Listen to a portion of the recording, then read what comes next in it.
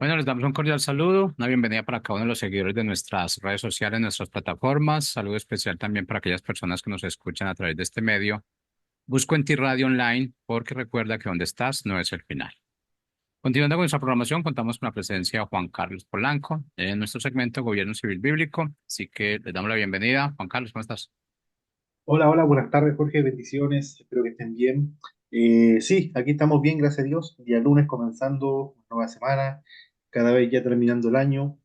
Eh, Cosas nuevas se vienen, han ocurrido, digamos, cierto tipo de cosas durante este año en Colombia y en el mundo, digamos, y esperemos que ya el próximo año sea en donde ya la gente no, digamos, dar vuelta a la página y sea más prudente, más sabia a la hora de elegir a nuestros gobernantes. Estamos acá en este programa de nuestro segmento, Gobierno Civil Bíblico, aquí el segmento en donde nosotros hablamos temas de gobierno civil relacionados con la Biblia, ¿cierto? Donde nosotros mostramos junto con el pastor Ricardo y junto con nuestra codirectora, señora Alba Patricia, hablamos acerca de cómo Dios tiene estipulado principios bíblicos para el gobierno civil, ¿cierto? Y cómo deben ser aplicados.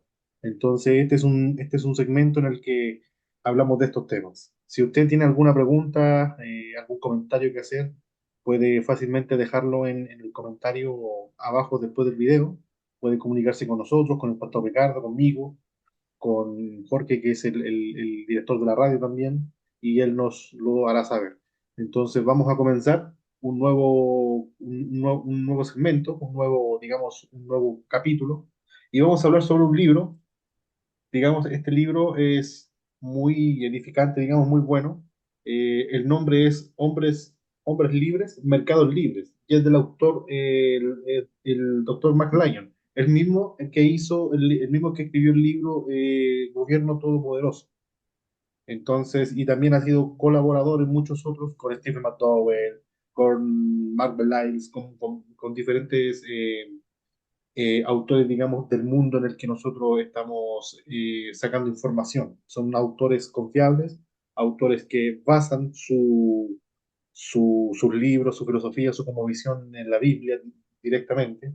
Y este libro nosotros eh, nos pusimos de acuerdo en hablar sobre este libro porque las razones obviamente sobran, ¿cierto? Nosotros como latinos somos personas muy desorganizada económicamente, un puñado muy reducido de personas que sí saben administrar sus finanzas, sí saben eh, que el libre comercio, la libre empresa, digamos, el emprender es algo que va arraigado, digamos, en la palabra de Dios y lo vamos a ir viendo, ¿cierto? Obviamente no quiero confundir, no quiero que piensen de que somos estas personas que predicamos la prosperidad, ni nada de esas cosas. No, vamos a ir analizando con la palabra de Dios cómo hay una perspectiva bíblica acerca de la economía, acerca de los negocios, acerca del emprendimiento, y este libro lo recalca bien. Obviamente, Max Lyon es una persona de los Estados Unidos, es un hombre estadounidense, obviamente, y él tiene otro tipo de filosofía, no como nosotros los latinos en sí, de que nos han enseñado de que ser rico es malo, ¿cierto? Estas filosofías tipo socialista, comunista, que reafirman la lucha de clases, y si tú eres rico, eres el malo, eres el opresor, y si eres el pobre, eres el noble, bueno, que vas a cambiar el mundo, que tienes una mente, que eres incorrompible, ¿cierto? Entonces son pensamientos que uno los puede ligar, digamos, a la filosofía política, pero sin embargo afectan a la economía, afectan a la educación, afectan a un montón de cosas. Entonces, si me permiten compartir pantalla, vamos a ir analizando. Aquí está el título, Hombres Libres, Mercados Libres, del doctor Max Lyon, y el subtítulo que tiene el hombre, aquí dice, Perspectiva bíblica de la economía, los negocios y el emprendimiento, ¿cierto? Entonces uno dirá, ¿qué es lo que estoy viendo? Digamos, ¿por qué dicen de que hay principios bíblicos de economía. Si eso, en la Biblia, si la Biblia es un libro, digamos, espiritual, ¿cierto? Es un libro eclesial de que habla acerca de la iglesia, de un dogma, de todo eso. Y bueno, nosotros también nos enfocamos acá en este segmento a estipular de que la Biblia no solamente envuelve lo espiritual, sino también envuelve lo terrenal. Y todas las instituciones, todos los principios son bíblicos, solamente que nosotros no hemos, digamos, puesto ese principio, digamos, en los fundamentos, economía y todo eso, digamos, ¿cierto? Entonces, la gente dirá, ay, pero para yo emprender un negocio no necesito saber la Biblia, necesito saber de números, necesito ser un buen comerciante, ¿cierto? Necesito saber de empresa, de administración de empresas, pero no, hay principios bíblicos, de nada sirve, digamos, que seas bueno en los negocios si tu carácter no es un carácter piadoso, es un carácter temeroso de Dios, digamos, ¿cierto? Hay empresarios y empresarios, y vamos a ir viendo. Hay empresarios que hacen lo que sea por ganar plata, son avasalladores, son monopolistas, son conspiradores junto con el Estado para monopolizar y para quedarse ellos con gran parte del comercio y dejar al pequeño empresario fuera. Y aquí vamos a ir analizando cómo eso está mal, ¿cierto? Cómo nosotros tenemos que defender la libre competencia, el libre mercado, debemos dejar que el gobierno no se meta, digamos, en la competencia de los empresarios, no le dé favoritismo a uno, ni deje sin presión a otro. Vamos a hablar al tema de los impuestos, vamos a estar hablando acerca de todo eso. Entonces ahora vamos a sacar lo de la introducción, digamos, y aquí, bueno, aquí hice un pequeño resumen, digamos, de la introducción del libro para que vayamos metiéndonos un poquito en el tema. Y aquí dice, el autor analiza las diferencias fundamentales entre los sistemas económicos, señalando cómo miles de cubanos arriesgan sus vidas huyendo hacia Estados Unidos en busca de libertad y mejores oportunidades, ¿cierto? Entonces el libro comienza eso, comienza observando de que cómo es posible de que tantos ciudadanos cubanos arriesguen su vida, armen balsas improvisadas, se tiren al océano corriendo un riesgo de que sean devorados por tiburones y que y todos los que se hacen ese tipo de travesía terminan diezmados. De 100 muy pocos, menos de la mitad llega a Cuba porque la mayoría o se devuelve o muere en el intento o pasa algo, no sé, alguna cosa, de que están arriesgando su vida. Entonces dice, ¿cómo es posible de que gente arriesgue su vida para salir de un sistema político, de un país, para llegar a otro, ¿cierto? Entonces, aquí el autor dice y continúa, mientras que el sistema comunista de Cuba limita severamente las libertades económicas con salarios promedios de $20 al mes, ¿cierto? Y estoy siendo generoso, digamos, y restricciones que impiden el progreso empresarial, Estados Unidos ha sido históricamente un bastión de libre mercado y prosperidad gracias a su filosofía de libertad, ¿cierto? Entonces, aquí el autor hace la comparación, digamos. Dijo, muchos de estos cubanos llegan a los Estados Unidos eh, y, se, y notan la diferencia, ¿cierto? Prefieren libertad, o sea, prefieren muerte a ser esclavos, ¿cierto? Muchos se quedan ahí, digamos. Entonces, es importante este paralelo que hace él, digamos acá, porque él resalta la importancia de cuál es la fundación de los Estados Unidos, cómo los Estados Unidos, pese a que hoy no es lo que era hace años, digamos, ha rebajado mucho en el tema moral, en el tema de principios, en el tema republicano, todo, ha bajado, digamos, el estándar, pero aún así se mantiene como un pilar, como un faro de libertad para las naciones, a tal punto de que personas arriesgan sus vidas para llegar allá y armar un negocio, porque ellos saben perfectamente de que digamos, alguien que limpia carros en Estados Unidos gana mucho más que un doctor en Cuba o que un ingeniero en Cuba, ¿cierto? ¿Por qué? Porque el mercado te permite hacer eso, ¿cierto? Y hay personas como, por ejemplo, la familia Bezos, que se escaparon de Cuba, ellos son de origen latino, ¿cierto? Jeff Bezos llegó a Estados Unidos cuando era niño, en lo que fue la revolución, cuando llegaron todas estas personas cubanas a los Estados Unidos, digamos, y Jeff Bezos era niño, era hijo de cubanos. Y imagínense ahora, el hombre es dueño de Amazon, ¿cierto? El hombre es uno de los más ricos del mundo. Entonces, ¿cómo de escaparte de un país, digamos, en un estado de precariedad, en un estado de pobreza, digamos, llegas a ser un, una de las personas más ricas que hay en el mundo? Solamente se puede lograr en un país como en Estados Unidos, donde te respetan tu libertad, te respetan tu derecho a tener propiedad, digamos. Entonces, el autor comienza haciendo ese tipo de contraste, digamos. Entonces, aquí dice, sin embargo, el autor advierte que Estados Unidos se está alejando de estos principios hacia una economía mixta con elementos socialistas, ¿cierto? Ya lo que yo dije hace un rato ya no es Estados Unidos, ya no es lo que lo que era antes, ¿cierto? Antes Estados Unidos era un país completamente donde uno tenía libertad, el impuesto era un impuesto razonable, bajo, se respetaba la propiedad, las personas tenían más y más ganas de trabajar y de tener lo suyo porque se respetaba la competencia, digamos, emprendedores, inventores, ¿cierto? El siglo pasado fue cuna, Estados Unidos fue cuna de no sé cuántos inventores, muchos. Ahí tienen personas como Henry Ford, tienen personas como...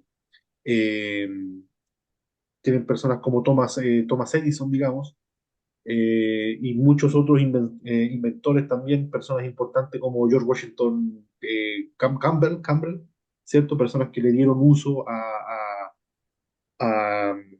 a productos de la naturaleza y todo eso y fueron experimentando y fueron viendo y hoy en día nosotros gozamos de herramientas, de productos gracias a este tipo de personas, gracias a que personas tenían libertad para poder crear, para poder elegir, digamos, ya no había esclavitud en el norte de los Estados Unidos, entonces las personas se vieron en la obligación de crear herramientas y crear cosas para poder producir lo que producían con los esclavos, ¿cierto? Y de ahí nacieron el tractor a motor, nacieron herramientas modernas, nacieron un montón de cosas y al mismo tiempo la dignidad de los trabajadores fue aumentando aún más, ¿cierto? Porque la misma competencia hace eso. En el mundo se le llama el brazo negro, la mano negra. No, la mano negra del libre mercado es la que regula, la que se autorregula solo. Y sí, si tú dejas que el mercado funcione libre, se regula solo automáticamente, ¿cierto? Entonces, el autor resalta de que como ya no es ese Estados Unidos, ya ha ido, digamos, decayendo en sus principios de economía libre, digamos, hasta tal punto de que hoy hay, lo que yo decía en un principio, hay empresarios que están coludidos con políticos, hay políticos que están siendo corrompidos y vendidos por empresarios para hacer leyes, para favoritismos políticos, para hacer un montón de cosas. Miren las últimas elecciones, quiénes eran, digamos, los principales financiadores del Partido Demócrata en los Estados Unidos. Tenían a toda una élite, a un montón de multimillonarios, gente con mucha plata, dándole mucha plata también a los políticos demócratas para que hagan campaña, ¿cierto? ¿Por qué? Porque ahí después, bueno, podemos ir viendo cómo, por ejemplo, personas como Soros, ¿cierto? George Soros, como Ford, como los Rockefeller, como Bill Gates, Bill y Melinda Gates, ¿cierto? Veamos son solamente el caso de George Soros. George Soros es una persona que tiene invertida mucha plata en farmacias, en clínicas abortistas, ¿cierto? En Estados Unidos hay más clínicas abortistas que McDonald's, ¿cierto? En McDonald's hay como 30.000 y clínicas abortistas hay como 60.000, hay más del doble. Entonces, claro, el hombre necesita que ganen políticos que luchen por el aborto libre, ¿cierto? ¿Por qué? Porque a él le conviene financieramente, ¿cierto? Entonces, mientras más degenerada es la ley, mientras más corrupta es la ley, a ellos les conviene más, ¿cierto? Hay ese tipo de empresarios, digamos, y está el otro tipo de empresarios como lo hemos visto últimamente, obviamente no son personas prestigiosas, no son personas santas, digamos, un ser humano, pero se nota cuáles son las intenciones que tienen, se notan cuáles son hacia qué dirección quiere que vaya la sociedad, ¿cierto? Uno de esos es ese señor Elon Musk, ¿cierto? Que compró Twitter. Todos los analistas, economistas y aquellos que están metidos en la bolsa dicen que la peor inversión que ha hecho un empresario en la historia ha sido Elon Musk comprando Twitter, porque perdió plata, perdió mucha plata. Twitter cayó, las acciones cayeron un montón, cayó completamente. Y hasta le cambió el nombre, ya no es Twitter, sino es X. O sea, ni siquiera le puso nombre. ¿Por qué? Porque el hombre está dispuesto a perder plata a costa de libertad, ¿cierto? El hombre, ¿qué fue lo que hizo? Compró Twitter y limpió todo lo que había, digamos, en restricciones, en todo eso, y dejó Twitter libre. ¿Sigue habiendo mentiras? Claro, sigue habiendo mentiras, pero también hay personas que pueden publicar la verdad ahora sin el miedo a que sean bloqueados, que sean castigados, que sean censurados, un montón de cosas. Entonces el hombre está peleando por la libertad porque sabe cuál es el precio de que una sociedad esté completamente muda, que no tenga la capacidad de expresarse, ¿cierto? Donald Trump, ¿cierto? Donald Trump, en el primer gobierno de Donald Trump, el hombre después hizo su conteo y declaró 500 millones de dólares menos. El hombre perdió plata. En los Estados Unidos ha sido el primer político, yo creo que los Estados Unidos, que se va más pobre de su mandato, digamos. El hombre perdió 500 millones de dólares de su propio bolsillo. ¿Por qué? Porque el hombre renunció a su salario como presidente, él daba su bolsillo para su campaña, hacía un montón de cosas, daba caridad, todo eso. Entonces el hombre perdió plata y ahí uno se da cuenta que la convicción es más, digamos, que su bolsillo, ¿cierto? Ellos están dispuestos a perder para que el país sea libre en sí. Entonces, ahí están esos dos tipos de empresarios, ¿cierto? Entonces, el autor aquí recalca eso, recalca de que en los Estados Unidos hay muchos de estos empresarios, como le dicen hoy en día, muchos empresarios, ¿cierto? De estos empresarios a la antigua que quieren monopolizar todo, que se creen todopoderosos, que influyen en la política para que se hagan leyes conforme a sus caprichos, ¿cierto? A sus inversiones. Miren quiénes son los que financian los partidos de izquierda y los movimientos de izquierda, LGTB, Black Lives Matter, el movimiento feminista, en América Latina, todos esos movimientos, el movimiento indigenista, son financiados por las fundaciones de George Soros, Open Society, son financiados por la Fundación Ford, ¿cierto? Por Bill y Melinda Gates, ¿cierto? Son financiados por todo ese tipo de gente. ¿Por qué? Porque hay intereses económicos de por medio. Entonces, este tipo de personas, George Soros, yo creo que debe decir, si me voy para Colombia, instalo mis clínicas de aborto en Colombia, gano tanta plata, entonces voy a invertir 10 millones de dólares en grupos de feminismo radicales para que hagan ahí su batalla cultural, para que hagan todo. También voy a enmermelar, como se dice, ¿cierto? A sobornar a algunos políticos, todo eso. ¿Para qué? Para que se apruebe el aborto y así yo meterme con mi negocio, ¿cierto?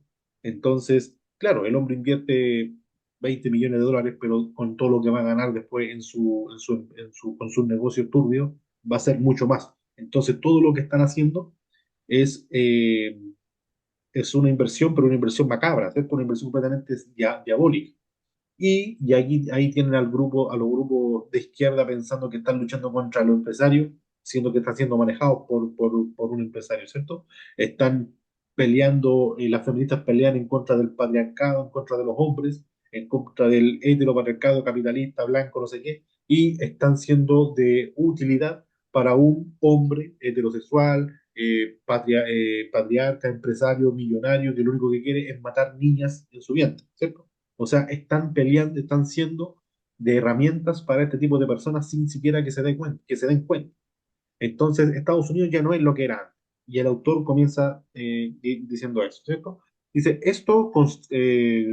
aquí dice, esto contrasta con naciones comunistas como China, que están avanzando hacia mayor libertad económica, mientras Occidente adopta un enfoque más controlador, ¿cierto?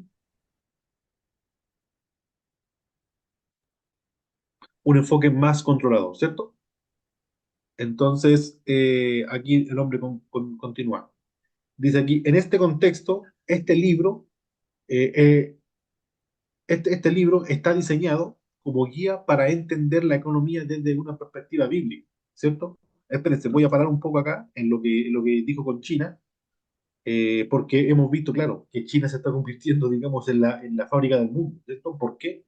Porque ellos se dieron cuenta, gracias, porque ellos se dieron cuenta de que es imposible lograr lo que están logrando con capitalismo, con libre mercado, ¿cierto? Entonces ellos pasaron de ser comunistas, pasaron de ser, digamos, la revolución cultural de Mao, el comunismo, pasaron a ser extremadamente capitalistas. ¿Para qué? Para mantener un sistema comunista como tiránico y capitalista al mismo tiempo, ¿cierto? Hay libertad para emprender en China, pero al mismo tiempo el gobierno controla todo, ¿cierto? Tú no puedes hacer cierto tipo de cosas, tienes controlado todo, todo.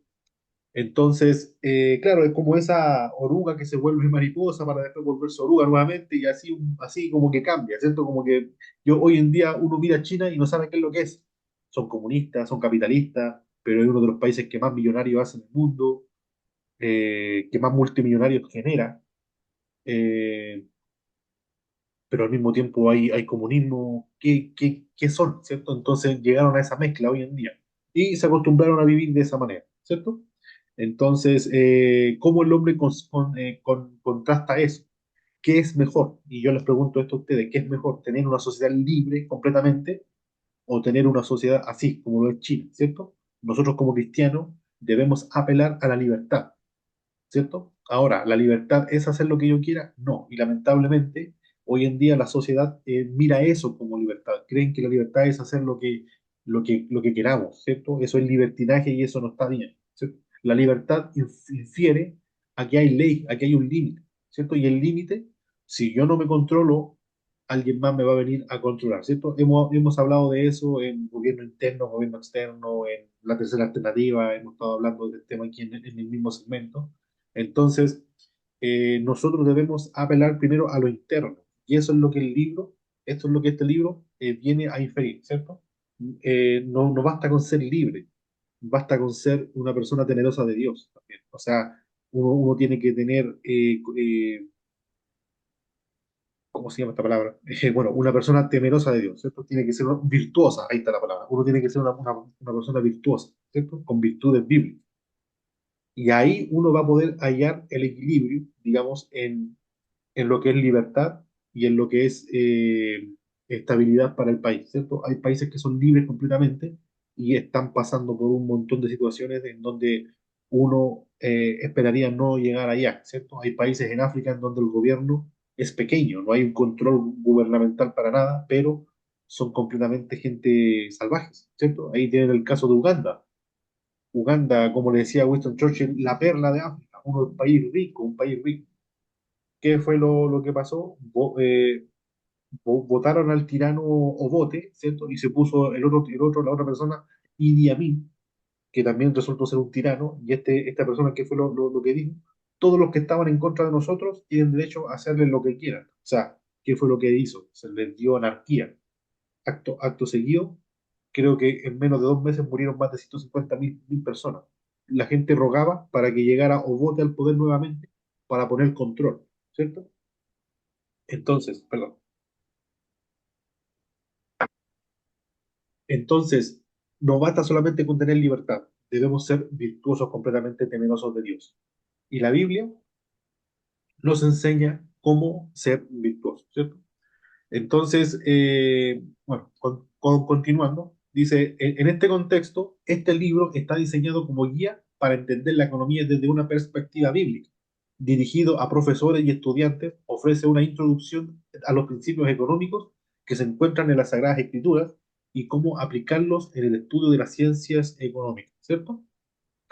Dice, el libro busca desmitificar términos como oferta y demanda, inflación y banca, presentando la economía como diseño divino para que el hombre aborde el problema de la escasez, ¿cierto? Aquí se habla mucho, en el libro vamos a hablar mucho sobre la ley de la semilla, ¿cierto? Porque hay escasez, no hay escasez. lo que hay es mala administración nomás, ¿cierto? Entonces dice, el autor destaca que Dios, como creador de la economía, ofrece en la Biblia principios claros y aplicables, ¿cierto? Y mediante vayamos viendo el libro, vamos a ir analizando con principios bíblicos cómo, cómo uno debe, digamos, manejarse en este mundo, ¿cierto? Muchos empresarios, muchas personas.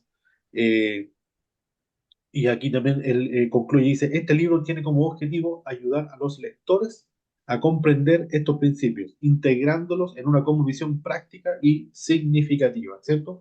Entonces, este libro, digamos, inspira mucho a los empresarios que son cristianos, y se entiende perfectamente. Yo conozco muchos empresarios cristianos que están presionados completamente porque no podemos mentir, ¿cierto? No podemos engañar, no podemos sobornar. No somos como un empresario, digamos, del mundo, digamos, que dice, ay, tengo que pagar tal impuesto, digamos, ay, mejor hablo con el de Servicio de Impuesto Interno, le doy un sobrecito y ya, y quedo pago, ¿cierto?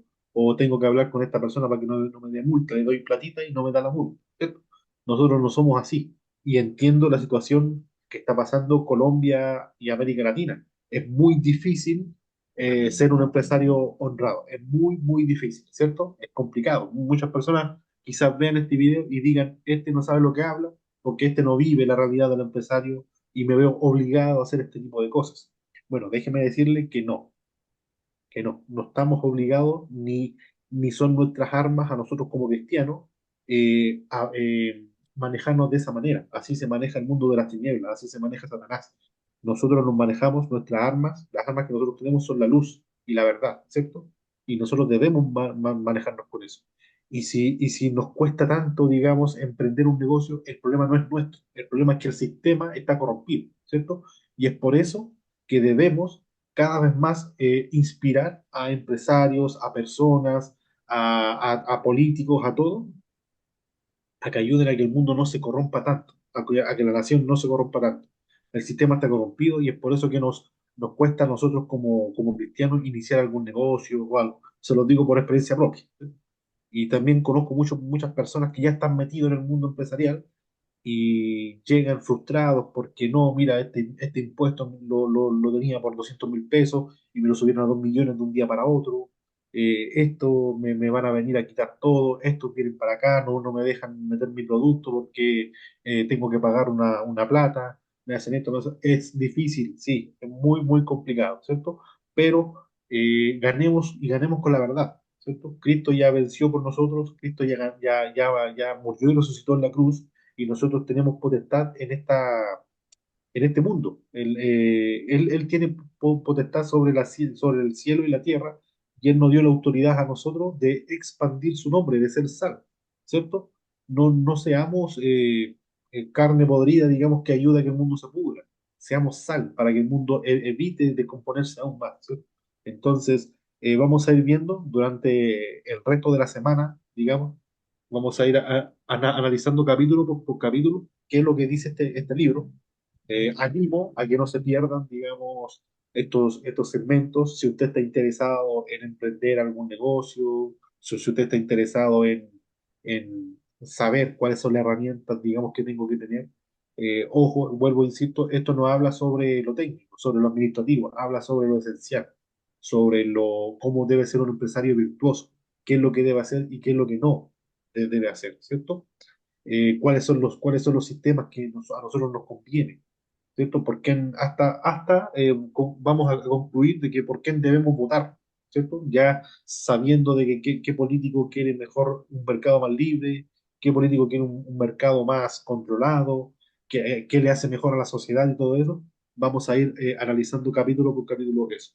Entonces, les animo y les inspiro, digamos, a seguirnos, digamos, ya la próxima semana vamos a estar con el pastor Ricardo y con nuestra codirectora, la señora Alba Patricia, y vamos a ir viendo el capítulo 1. Entonces, de verdad, le damos las gracias por escucharnos. Eh, Vuelvo e insisto, es complicado el tema del mundo del empresario, de los negocios, pero manténganse fuertes, manténganse firmes, porque el mundo no se cambia de la noche a la mañana. Eh, si nosotros nos guiamos por las estadísticas, el ministerio de Jesucristo fue un fracaso. Si nos guiamos por lo humano, ¿cierto? Si nos guiamos por los números que los empresarios dicen. Ay, no, es que yo tengo que hacer esto porque las estadísticas hablan esto, hablan esto. Nosotros estamos para ir en contracorriente, ¿cierto?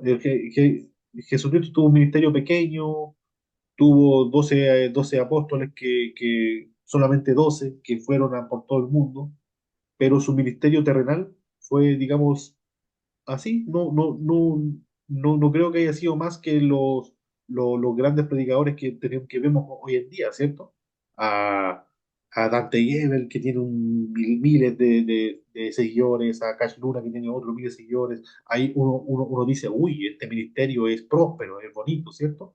Según el mundo, sí, ¿cierto? Pero según Dios, ¿cómo estamos nosotros, ¿cierto? Lo mismo corre para las empresas, para los negocios. No por el simple hecho de que te vaya bien económicamente o que tu negocio sea, digamos, próspero, digamos, significa que estés haciendo bien las cosas. Hay una manera de hacerse próspero con Dios y hay una manera de hacerse próspero sin Dios, ¿cierto? O si no, tendríamos que reivindicar y romantizar a los traficantes, a todo ese tipo de personas que están con mucha plata, ¿cierto? Sin embargo, son personas malas, personas que se enriquecieron a costa del sufrimiento ajeno de otras personas, a costa de asesinatos, de terrorismo, de un montón de cosas. Entonces, vuelvo, insisto, manténganse firmes, vamos a ir analizando y si tienen alguna pregunta, algún comentario que hacer, no duden en escribir. Bueno, le damos verdaderamente las gracias por acompañarnos en este segmento y nos vemos el miércoles. Bendiciones del Altísimo.